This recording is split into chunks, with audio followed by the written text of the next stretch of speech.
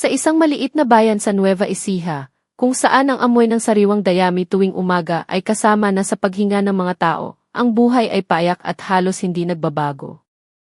Ang mga karenderya ay nagbubukas bago pa man sumikat ang araw, handa nang magsilbi ng mainit na kape at pandesal sa mga magsasakang papunta sa kanilang mga bukirin.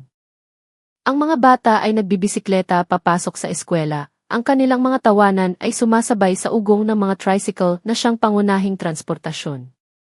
Ngunit sa loob ng ilang buwan, isang anino ng pangamba ang unti-unting bumalot sa mapayapang komunidad na ito.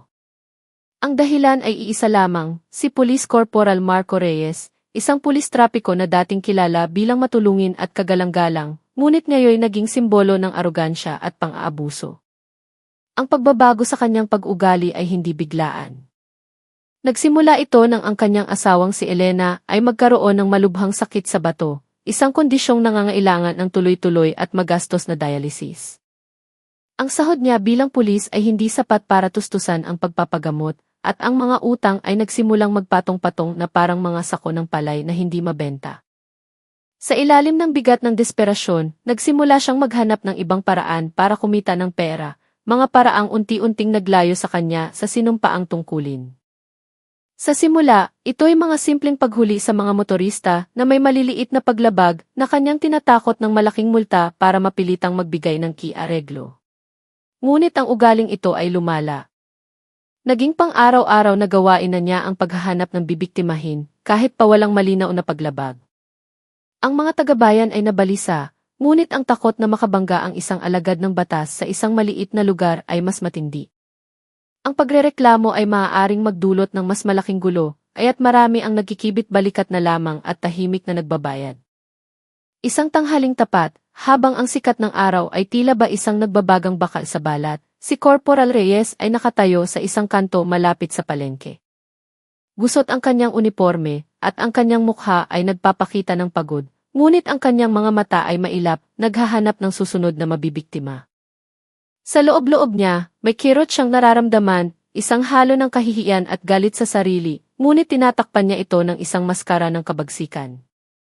Mula sa malayo, natanaw niya ang isang luma at kinakalawang na motorsiklo, minamaneho ng isang matandang magsasaka na kilala sa tawag na Mang Lando. Ang helmet nito ay luma na ngunit maayos pa, at ang ECC ng motor ay nasa kanyang bulsa. Walang anumang mali, ngunit itinaas pa rin ni Corporal Reyes ang kanyang kamay, isang senyas na huminto. Tigil sandali, malamig na utos ni Reyes. Tumango si Mang Lando, puno ng pagtataka ngunit sumunod pa rin. Bakit po, sir? Tanong niya ng may paggalang. Hindi sumagot agad si Reyes. Inikutan niya ang motor, sinusuri ito na parabang may hinahanap na malaking depekto. Ang totoo, wala siyang makita. Isa lamang itong tipikal na motor sa probinsya, luma na pero pinipilit pa ring patakbuhin para sa ikabubuhay. Maya-maya, umisi si Reyes. Isang side mirror lang ang meron ka. Dapat dalawa. Violation yan. Halos matawa si Mang Lando, hindi dahil sa pang-iinsulto, kundi sa purong pagkalito. Naku, sir, mula pa ho dati, ganito na ang salamin ko. Nabali po kasi yung isa, pero nakikita ko pa rin naman po ang likuran ko. Pasensya na po, mahirap lang. Pagkaani ko po, bibili agad ako ng bago. Lumapit si Reyes at tumaas ang kanyang boses. Wala akong pakialam sa mga dahilan mo. Paglabag yan. Kung titiketan kita, aabutin ka ng libo-libo. Gusto mo bang ayusin na lang natin to ng mabilisan? Ang mga salitang iyon ay naging isang kodigo na alam na ng lahat. Ang mabilisan ay nangangahulugan ng lagay. Isang maliit na grupo ng mga tao ang nagsimulang mag-usisa. Ilang nagtitinda ng gulay ang nakakilala kay Mang Lando, isa sa pinakamabait at pinakamatulunging magsasaka sa kanilang lugar. Alam nila na ang matanda ay hindi kailanman gumagawa ng gulo. Hindi naman ata tama yan, bulong ng isang tindera sa kanyang katabi. Pero si Corporal, wala ng puso yan ngayon. Bigyan mo na lang ako ng 500, sabi ni Reyes, nagmamadali ako. Napalunok si Mang Lando. Sir, ang 500 po ay pangkain na namin ng asawa ko sa loob ng 1 linggo. Ngunit walang bakas ng awa sa mukha ni Reyes. Lalo pang tumalim ang kanyang mga mata. Kung ayaw mo, sige, titiketan kita. Pero wag kang magsisisi. Ang tensyon ay tumindi. Ilang residente ang nagsimula ng palihim na kunan ng video ang pangyayari gamit ang kanilang mga cellphone. Sa mahinang boses, nagmakaawa si Mang Lando. Magsasaka lang po ako, sir. Parang awa nyo na. Kung kailangan nyo po ng tulong sa bukid, kahit hindi nyo ako bayaran, gagawin ko po. Pero wag naman po ganito. Masyadong mabigat. Ang sinabi ng matanda ay tila isang insulto para kay Reyes. Para sa kanya, ito'y isang uri ng paglaban. Itinulak niya ng malakas ang dibdib ni Mang Lando. Huwag kang lumaban. Ang tulak ay halos ikabuwal ng matanda. Napasigaw ang ilang bata sa palengke. Ang mga nagtitinda ay biglang lumapit at ang mga tao ay nagsimula ng magsalita. Hoy! Huwag mong saktan yang matanda, sigaw ng isang lalaki. Si Mang Lando yan. Kilala namin yan, mabait na tao. Wala namang malaking violation yan. Bakit ka humihingi ng pera, dagdag ng isa pa? Nag-ismid lang si Reyes at iwinasiwas ang kanyang kamay. Pulis ako. Huwag niyo akong turuan sa trabaho ko. Sa sandaling iyon, isang binata na kadarating lang mula sa pagde-deliver ng bigas sa isang suki sa palengke ang nakasaksi sa lahat. Siya si Jojo Cruz, 24 na taong gulang, ang AC chairman ng barangay at iginagalang ng lahat. Hindi siya palaaway, ngunit mayroon siyang matibay na paninindigan pagdating sa katarungan. Maingat niyang ibinaba ang sako ng bigas at lumakad palapit. Corporal Reyes, tama na po yan, sabi niya ng may diin. Wala pong kasalanan si Mang Lando. Alam po nating lahat yan. Tiningnan siya ni Reyes ng masama. Sino ka? Huwag kang makialam. Residente po ako dito, at si Mang Lando ay parang ama na namin, matatag na sagot ni Jojo. Lalong dumami ang mga tao. Mas marami na rin ang nagre-record sa kanilang mga cellphone. Ang mga bulungan ay lumakas. Sobra na iyan. Ilang beses na iyang nangikil. Kung mananahimik tayo ngayon, bukas lalo iyang lalala. Naramdaman ni Reyes ang panganib. Lumingon siya sa kaliwat kanan at pagkatapos ay humakbang palapit kay Jojo, tensyonado ang kanyang katawan. Anong gusto mo? Lalabanan mo ang otoridad? Hindi umatras si Jojo. Hindi po. Ipinagtatanggol ko lang po ang isang matanda na inaapi ninyo. Itinaas ni Reyes ang kanyang kamay, akmang itutulak si Jojo.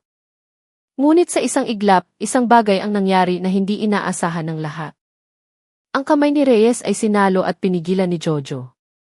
Hindi ito ginawa ng may galit, kundi may kontrol at lakas. Para sa mga residente, ito ang sandaling matagal na nilang hinihintay. Ang karamihan ay nagsimulang mag-ingay. Huwag kang abusado, sigaw ng isa. Tao rin kami, Corporal. Tama na iyan. Sobra ka ng perwisyo sa amin. Bigla, ilang kabataan mula sa sangguniang kabataan ang humakbang din pasulong. Hindi sila naroon para umatake, kundi para pigilan si Reyes na lalo pang magwala. Ngunit dahil mainit na ang sitwasyon, naramdaman ni Reyes na siya ay kinukuyog. Nagpumiglas siya na para bang inaatake. Anong gusto niyo? Bitawan niyo ako. Ipapahuli ko kayong lahat, sigaw niya, nawawala na sa sarili. Lumapit si Jojo. Ang kanyang boses ay matatag ngunit magalang pa rin. Sir, kumalma po kayo. Hindi po namin kayo sasaktan. Gusto lang po naming itigil niyo na ang pangungutong sa mga residente. Lalong nagpumigla si Reyes at sinubukan pa niyang sumuntok. Sa puntong iyon, nagpanik na ang mga tao. Ang mga sanggol at bata ay nagsimula ng umiyak. Ilang ina ang sumigaw sa takot. Ang isang sitwasyong tulad nito ay maaaring mauwi sa karahasan anumang oras. Upang maiwasan ang mas malalang mangyari, ilang binata ang lumapit at hinawakan ang mga braso ni Reyes mula sa likuran. Sa sobrang pagpupumiglas, siya mismo ang natumba, bumagsak sa isang kahon ng gulay na gawa sa kahoy, na nagmukhang siya ay sinaktan. Ang totoo, pinipigilan lamang siya. Kalma lang po, sir. Huwag po kayong gumalaw. Hindi po kami lumalaban sa pulis. Ang nilalabanan namin ay ang masama ninyong gawain, paliwanag ni Jojo. Ngunit hindi na nakikinig si Reyes. Patuloy siya sa pagmumura. Ubusin ko kayong lahat. Isinusumpa ko, babalikan ko kayo. Nagulat ang mga residente sa banta. Para sa mga taga na yon, ang banta mula sa isang pulis ay nagdudulot ng mas matinding takot. Ngunit ang banta ring iyon ang nagpamulat sa kanila. Hindi na sila maaaring manahimik pa. Sunod-sunod na sigawan ang narinig. I-report na iyan. Huwag niyo munang bitawan, hintayin natin ang kapitan. Sobra na talaga. 3 binata ang gumamit ng lubid mula sa isang nagtitinda ng bigas para igapos ang mga kamay ni Reyes. Hindi ito ginawa para saktan siya, kundi para lamang pigilan siyang manakit pa. Tiniyak ni Jojo na hindi sila lalabis. Dahan-dahan lang, huwag niyong saktan. Sinsecure lang natin siya, mahigpit niyang utos. Ngunit dahil sa nag-aalab na emosyon ng mga tao, ang eksena ay mukhang dramatiko. Isang aroganteng pulis na iginapos para hindi makapanakit ng sibilyan. Ang mga tao sa palengke ay nagkumpulan, karamihan ay patuloy sa pagvideo, takot na baka baliktarin ang kwento. Ang iyak ng sanggol ay humalo sa sigawan ng mga nagpapanik na tindera. Sandali lang, hintayin natin si Kapitan Tony, sigaw ni Jojo. Pero lalong uminit ang sitwasyon nang muling sumigaw si Reyes, may lakas loob kayong kalabanin ang pulis. Wawasakin ko ang barangay na to. Lalong natakot ang mga tao, pero lalo rin silang nagalit. Sa sandaling ito, si Mang Lando, ang orihinal na biktima, ay lumapit na nanginginig. Tiningnan niya si Reyes na nakagapos at pagkatapos ay ang mga kabataan. Mga iho, huwag kayong maging marahas. Pulis pa rin yan, kababayan natin. Pero kailangan ng katarungan. Marami na sa amin ang nabiktima niya. Ang mga salita ng matanda ay bahagyang nagpakalma sa sitwasyon. Ngunit pagkatapos ng sandaling katahimikan, isang sigaw ang narinig mula sa kabilang dulo ng palengke. May mga residenteng gustong mag-amok. May nagbato ng tsinelas. Ilang tao nga ang hindi na napigilan ang kanilang emosyon. Pakiramdam nila ay tuluyan ng inabuso ni Reyes ang kanyang uniforme. Lalong umingay ang paligid. Sumigaw si Jojo. Tigil! Walang mananakit. Ay secure lang siya. Nakita niya ang panganib na papalapit. Ang galit ng masa ay hindi mapipigilan. Kapag may isang nagsimula, lahat ay maaaring sumunod at ito'y maaaring maging sanhi ng trahedya. Ilang ina ang umiiyak. Ilang ama ang sumisigaw na dalhin si Reyes sa barangay hall. Ilang kabataan ang nagpanik at hinarangan ang mga residenteng masyado ng emosyonal. Sa gitna ng kaguluhan, ang manipis na linya sa pagitan ng pagsecure at paglilitis ay nagsimulang maglaho. Ang mga tao ay nagsimulang magtulakan. Ang karamihan ay lalong sumiksik. May isang nagbato ng bote ng plastik. May isang malakas na nagmura. May humila sa damit ni Reyes. Sinubukan ni Jojo ang lahat. Ngunit ang sitwasyon ay parang isang alon na hindi na mapipigilan. Sa gitna ng lahat ng ito, si Reyes, na nakagapos ang mga kamay, ay patuloy na sumisigaw at nagmumura, na lalo pang nagpasiklab sa galit ng mga tao. At sa isang iglap, kumulo ang sitwasyon. Ilang residente ang kinalagad si Reyes sa gitna ng palengke para makita ng lahat. Hindi para saktan, kundi para ipahiya, bilang isang anyo ng kolektibong galit. Ingay, sigawan, yabag ng mga paa, tunog ng mga panindang nalalaglag, lahat ay naghalo-halo.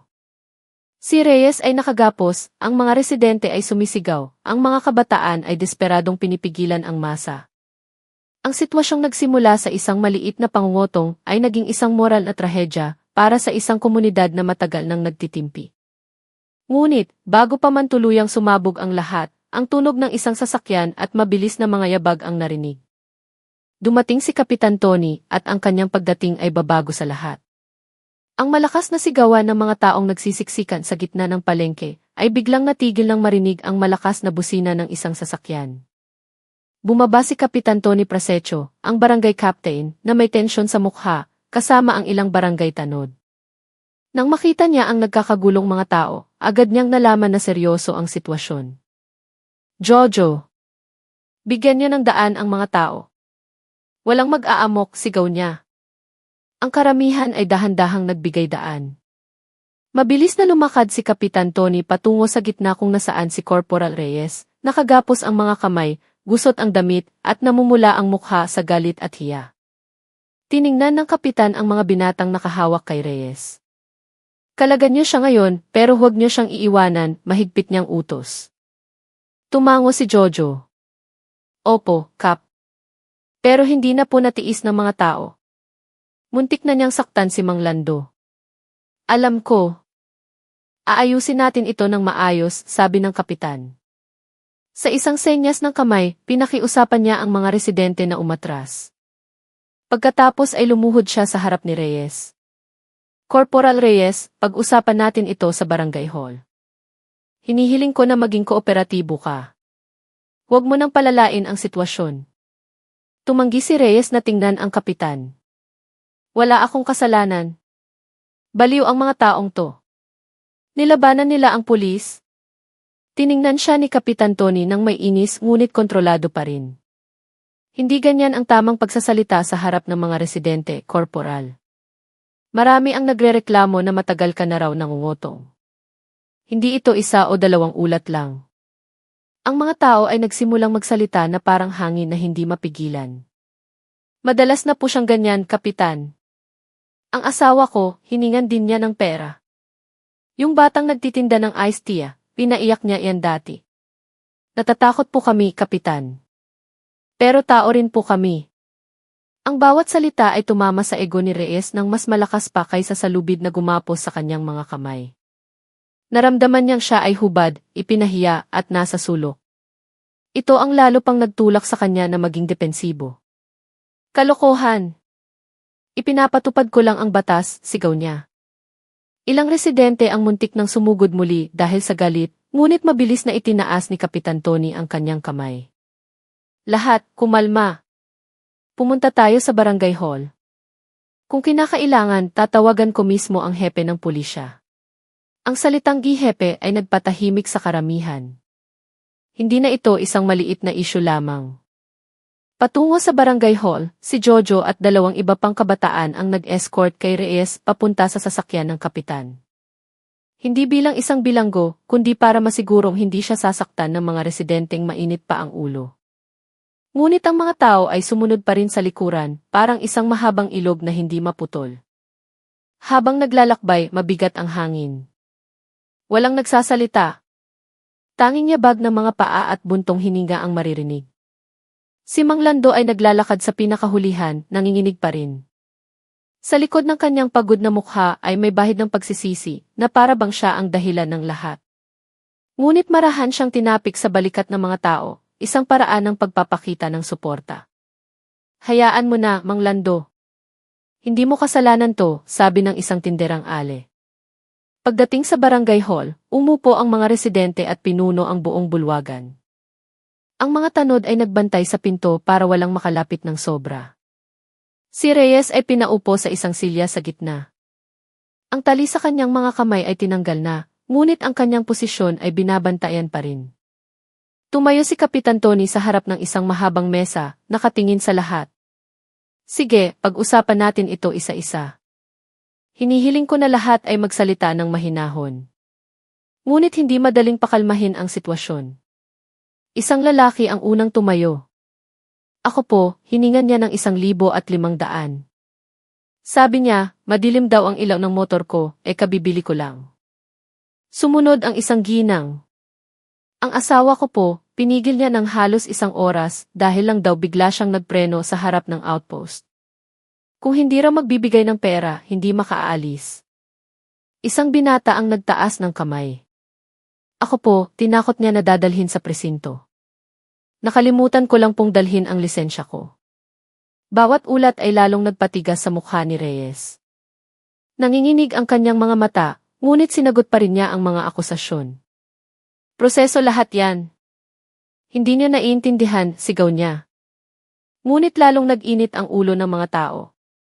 Anong proseso? Proseso ng panghihingi ng pera. Pwede ba iyon sa pulis? Ang uniforme ay hindi para manakot. 3 beses na pinalo ni Kapitan Tony ang mesa. Tahimik! Kung mag-iingay kayo, ititigil ko ang pagpupulong na ito. Ang ingay ay humupa. Tiningnan niya si Reyes ng direkta. Korporal, mayroon ka bang gustong sabihin? Sa unang pagkakataon, hindi agad nagalit si Reyes.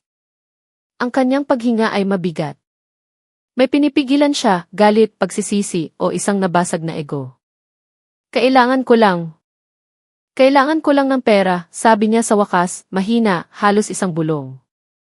Ang buong silid ay biglang natahimik.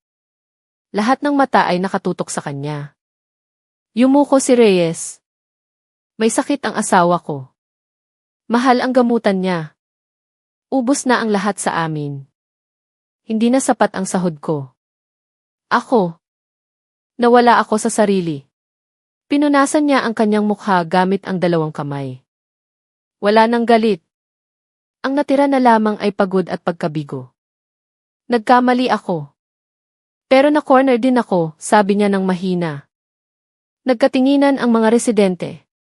Ang galit nila ay hindi basta-basta nawala, ngunit ang makita ang isang pulis na karaniwang arogante na ngayon ay lugmok sa isang tapat na pag-amin ay unti-unting nagpabago sa kapaligiran. Tumayo si Mang Lando. Ang kanyang boses ay mahina ngunit matatag. Corporal Reyes, maaaring may problema ka, pero mali pa rin ang mangikil. Kami rin may pamilya. Kami rin mahirap. Pero hindi namin kinikikilan ang kapwa namin. Ang mga salitang iyon ay masakit ngunit nakapagpamulat. Tiningnan ni Reyes si Mang Lando at ang kanyang mga mata ay nagsimulang mamasa-masa. Marahil, sa unang pagkakataon sa loob ng ilang taon, naramdaman niyang tao siyang muli. Hindi nagtagal, isa pang sasakyan ang narinig. Ang hepe ng pulisya, si Captain David Santos, ay dumating na nagmamadali matapos makatanggap ng ulat mula kay Kapitan Tony. Pagpasok niya sa bulwagan, nanlaki ang kanyang mga mata nang makita ang dami ng tao. Diyos ko, Marco. Anong ginawa mo? Sabi niya, puno ng pagkadismaya. Hindi makasagot si Reyes. Yumuko na lamang siya. Pinaupo ni Captain Santos ang lahat. Pagkatapos ay nagsalita siya sa isang formal na tono, ngunit may paggalang sa damdamin ng mga tao. Ako po ay humihingi ng paumanhin sa inyong lahat. Ang ganitong pag-ugali ay hindi katanggap-tanggap. Ang tungkulin ng pulis ay magprotekta, hindi mangikil. Tumango-tango ang mga residente. Nagpatuloy si Captain Santos, dadalhin si Corporal Reyes sa istasyon para sa isang formal na investigasyon. Kung mapatunayan na siya ay nagkasala ng pangungutong, mahaharap siya sa mabigat na parusa. Biglang sumigaw ang isang ginang, Sir, sana naman po, hindi lang pansamantala ang parusa. Trauma na po kami. Tumango ang hepe. Tinitiyak ko po na magiging transparent ang proseso. Kung kinakailangan, iulat ko ito sa provincial headquarters. Ngunit bago niya dalhin si Reyes, tumayo si Jojo. Sir, pwede po akong magsalita? Tumango ang hepe. Nagkamali po si Corporal Reyes, pero ayaw po naming mga residente na siya ay tratuhin ng masama o saktan. Ang gusto lang po namin ay katarungan. Mula sa kabilang dulo, nagsalita si Mang Lando, tama po. Mga taga-nayon lang po kami. Ang gusto lang namin ay maging patas din sa amin ang mga opisyal at otoridad. Ang kanilang mga boses ay nagpangiti ng bahagya sa hepe. Salamat. Naiintindihan ko. Ang tapang ninyong mag-ulat sa paraang nirerespeto pa rin ang batas ay kahanga-hanga. Lumingon siya kay Reyes. Narinig mo iyon? Nirerespeto ka pa rin ng mga residente kahit nagkamali ka. Nagsimulang umiyak si Reyes. Hindi siya kinaladkad. Hindi siya sinigawan. Hinawakan lamang siya sa balikat ng hepe. Halika, ayusin natin ang lahat. Sa mabigat na mga hakbang, lumakad siya palabas ng bulwagan, kasama ang hepe. Nagbigay daan ang mga residente. Walang nagmura, walang nanakit. Ang kanilang galit ay naging isang moral na paninindigan. Nang makaalis na ang sasakyan ng pulis, ang mga residente ay nanatili pa rin sa barangay hall. Mayroong nakahinga ng maluwag, mayroon pa ring nagagalit, at mayroon ding nag-aalala kung magkakaroon ng ganti. Sabi ni Jojo, hindi gaganti ang mga residente. Dinaan natin sa tamang proseso. Iyon ang pinakamabuti. Umupo si Mang Lando, pagod. Pero huwag nating kalimutan, hindi pa natin alam kung may babalik na pressure sa atin. Isang ginang ang bumuntong hininga. Sana naman hindi. Gusto lang naming mamuhay ng tahimik. Tumango si Kapitan Tony. Tinitiyak ko na magiging ligtas ang ating barangay. Nakausap ko na ang hepe. Walang mangangahas na gumawa ng gulo. Ngunit sa labas ng barangay hall, habang papalayo ang sasakyan ng pulis na lulan si Reyes, ang kanyang mukha ay hindi lamang nagpapakita ng pagsisisi, kundi pati na rin ang pangamba. Ang kanyang asawa ay nasa ospital pa rin, at ang mga bayarin ay patuloy na tumataas. Hindi niya alam kung ano ang kanyang kinabukasan sa serbisyo. At ang mas nakakatakot para sa kanya, ay kung totoong nagpatawad na ba ang mga residente, o ito'y simula pa lamang ng mas malaking problema. Ang sasakyan ng hepe ng pulisya ay marahang tumakbo patungo sa istasyon. Sa likurang upuan, si Corporal Marco Reyes ay nakatulala. Ang kanyang mga kamay ay may marka ng gasgas mula sa lubid. Ang kanyang isip ay mas gusot pa kaysa sa kanyang damit. Tumingin siya sa labas ng bintana, pinagmamasdan ang mga palayan at mga bahay na yari sa kahoy na ngayon ay tila dayuhan sa kanyang paningin. Ang lugar na dati niyang binabantayan ay siya na ngayong lugar kung saan siya napahiya sa harap ng lahat. Tiningnan siya ni Captain Santos sa rearview mirror. Kailangan mong malaman, Marco, na magiging mabigat ang lahat ng ito. Pero kung naging tapat ka lang mula sa simula, hindi sana aabot sa ganito. Ikinuyom ni Reyes ang kanyang mga kamao. Ako. Talagang naipit po ako, sir. Alam ko, sagot ni Santos, ang kanyang boses ay mas malumanay kaysa dati. Pero ang problemang pinansyal ay hindi dahilan para abusuhin ang kapangyarihan. Alam mo yan. Huminto ang sasakyan sa harap ng istasyon. Ang ibang mga pulis ay naghihintay na. Ang ilan ay may pag-aalala sa mukha, ang iba na may mapanuring ekspresyon. Ang isang kasong tulad nito, kung saan sangkot ang sarili nilang kasamahan, ay hindi pangkaraniwan. Sa isang maliit at malamig na silid, sa ilalim ng ilaw ng fluorescent lamp, umupo si Reyes sa harap ng Internal Affairs team. Ang mga ulat ay nakatambak sa mesa, kabilang ang mga sinumpaang salaysay ng mga residente na tinipon ni Kapitan Tony. Isang investigador ang nagsalita, magsisimula tayo sa mga pangunahing tanong. Hindi mo kailangang sumagot ng may galit. Itatala natin ang lahat ayon sa proseso. Tumango si Reyes, wala na ang bagsik na ipinakita niya kanina sa palengke. Totoo ba na nagsagawa ka ng pangungutong sa mga residente sa paligid ng palengke sa loob ng ilang buwan? Yumuko si Reyes. Katahimikan. Corporal Reyes. Oo po. Basag ang kanyang boses, na para bang bawat letrang lumalabas sa kanyang bibig ay dumudurog sa kanyang dignidad. Nagpatuloy ang investigador, totoo ba na tinakot mo ang mga residente gamit ang mga gawa-gawang paglabag? Bumuntong hininga ng malalim si Reyes. Opo. Ginawa mo ba ito ng mag-isa o may iba pang kasamahan na sangkot? Ang tanong na iyon ay nagpatigil sa oras. Ang silid ay lalong lumamig. Tumingala si Reyes, tinitigan ang investigador. May mabigat na pag-aalinlangan sa kanyang mga mata. Ako. Ako lang pong mag-isa, sabi niya sa wakas. Ngunit may mga ulat kami na madalas kang nakaduty kasama ang dalawa pang pulis. Hindi ba sila kailanman nasangkot? Nabalisa si Reyes. Alam niyang kung idadawit niya ang iba, lalaki ang gulo. Ngunit kung pagtatakpan niya sila, maaari siyang makasuhan ng obstruction of justice. Bago pa siya makasagot, may kumatok sa pinto. Pumasok si Captain Santos. Sapat na para sa unang sesyon. Hayaan niyo munang magpahinga si Marco. Tumango ang mga investigador. Tiningnan ni Reyes ang hepe na may blankong ekspresyon na para bang may gustong sabihin ngunit hindi magawa. Tinapik lang siya ni Captain Santos sa balikat. Kumalma ka. Sagutin mo lang kung ano ang totoo. Walang labis, walang kulang. Samantala, ang balita ay nakarating na sa asawa ni Reyes. Sa ospital, si Elena ay nakaupo, tinitingnan ang listahan ng mga bayari na patuloy na lumulobo. Mahina ang kanyang katawan, ngunit ang kanyang mukha, kahit maputla, ay maganda pa rin. Isang kapitbahay ang dumating na may dalang balita. Elena, kailangan kong sabihin sa'yo. May nangyari sa palengke. Si Marco. Itinaas ni Elena ang kanyang mukha. Bakit? Anong nangyari sa asawa ko? Nag-atubili ang kapitbahay. Pinigilan siya ng mga residente. Kasi raw madalas siyang manghingi ng pera. Matagal na natahimik si Elena. Pagkatapos, dumaloy ang mga luha ng walang tunog. Ginawa niya iyon dahil may sakit ako, tanong niya sa nanginginig na boses. Ang kapitbahay ay nakatingin lamang na may awa. Siguro. Pero ang malinaw, marami nang galit sa kanya. Naaawa rin ako sa'yo. Tinabunan ni Elena ang kanyang mukha ng mga kamay. Humagulgol siya.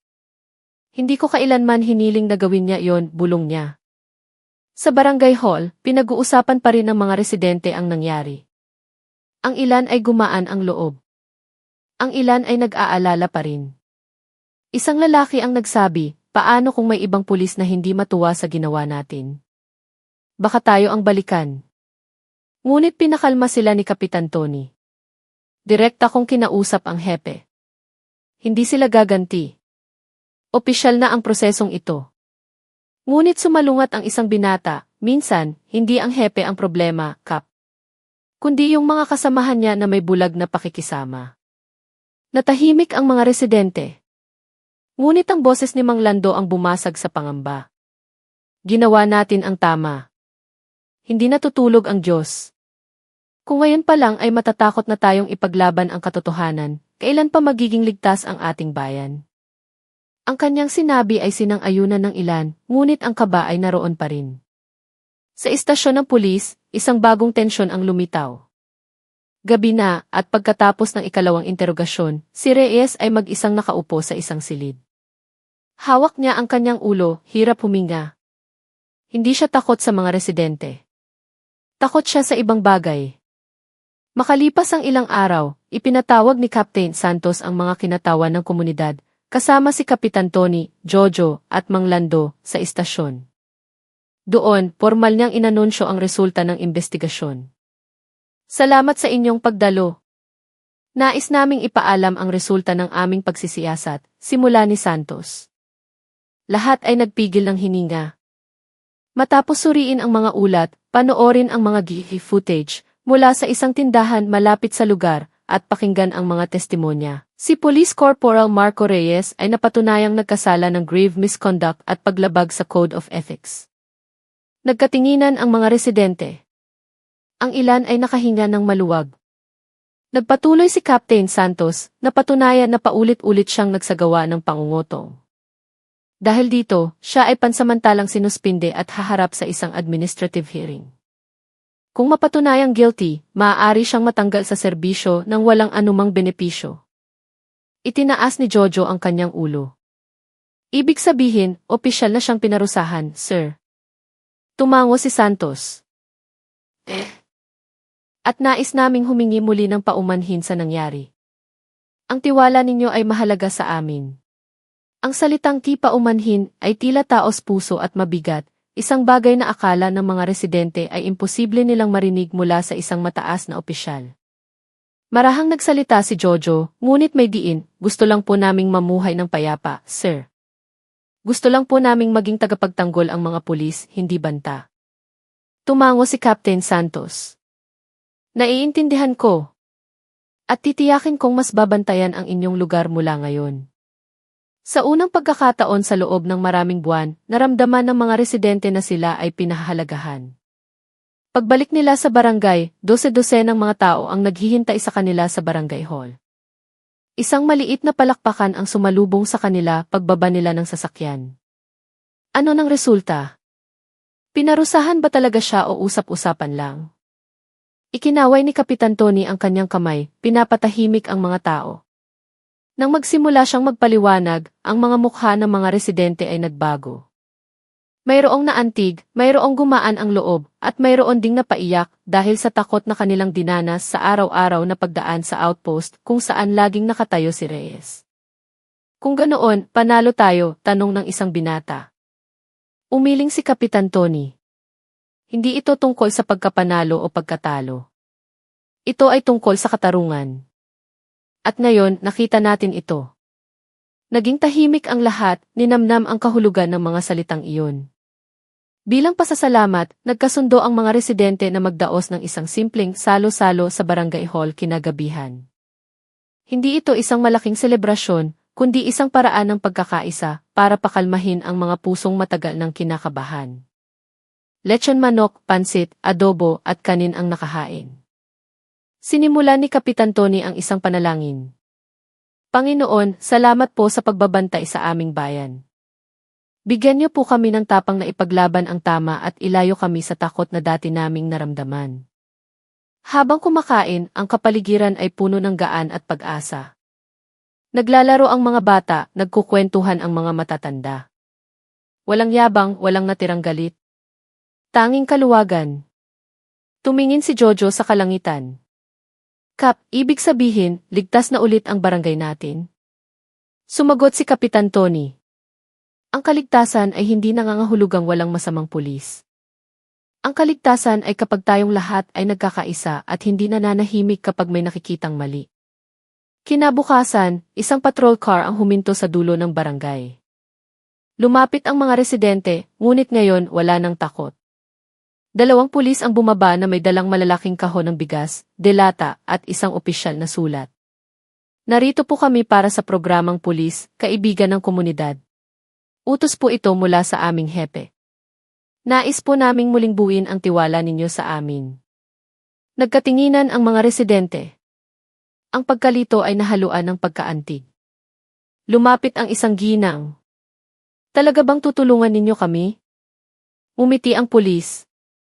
Hinihiling po namin ang isang pagkakataon. Tinanggap sila ng mga taga-bayan. Dahan-dahan, ang malaking pader ng kawalan ng tiwala na matagal nang nakatayo ay nagsimulang gumuho. Makalipas ang ilang araw, ang buhay sa bayan ay bumalik sa dati. Ang mga nagtitinda ay nag-ayos ng kanilang mga paninda ng walang takot.